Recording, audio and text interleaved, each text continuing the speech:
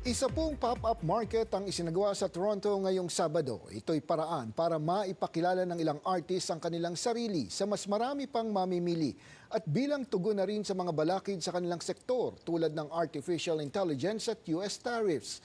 Silipin natin sa report ni Kisha Balatbat. Sa Toronto Sabado, ginanap ang Mako Art Market, isang pagtitipon ng ilang artists sa syudad. Ito na ang pang-apat na art market na isinagawa ni John Gamboa, ang Pilipinong organizer nito. Mako stands for Mahal Ko.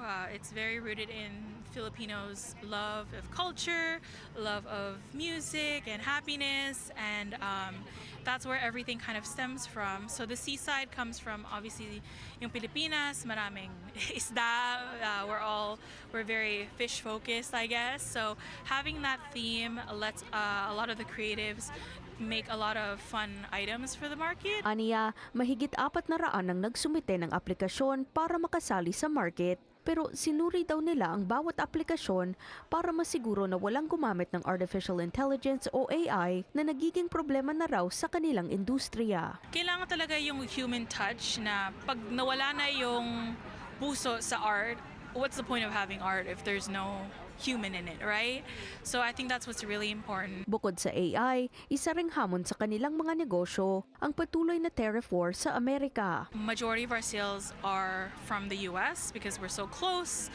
The USD is much higher, so we get the sales-wise, it's so great. And when tariffs hit, it was a very scary time. We were unsure of how it would affect us. We're such small businesses that any small thing like that really affects our livelihoods. Isa sa mga artist na sumali sa art market si Tamika Yamamoto na isa sa 2 artist na nasa likod ng Tami Kani Sushi. Aniya, nakakatulong ang mga ganitong pagtitipon sa pagpapakilala ng kanilang negosyo sa mas marami pang tao. You have to be very proactive with your brand.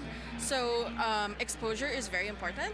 So that's why markets like this and spaces like this is so important for a lot of artists and small businesses, because then we get that exposure and we get to meet with, customers, and for some people, for some artists, they can meet their fans and everything. So it's such a great space. Maaari rin daw palawakin ang online presence ng mga negosyo para mas makilala ang mga brand. I think trying to get your name, especially on things like Instagram or TikTok, are pretty beneficial, especially with us having our own highlight section on the Instagram and stuff like that has been helpful. Bagamat isang araw lamang bukas ang pop-up market na ito, inaabangan na ang kanilang susunod na market sa Agosto kung saan nakasentro ang tema sa K-pop group na BTS. Kisha Balatbat, Omni News, Toronto.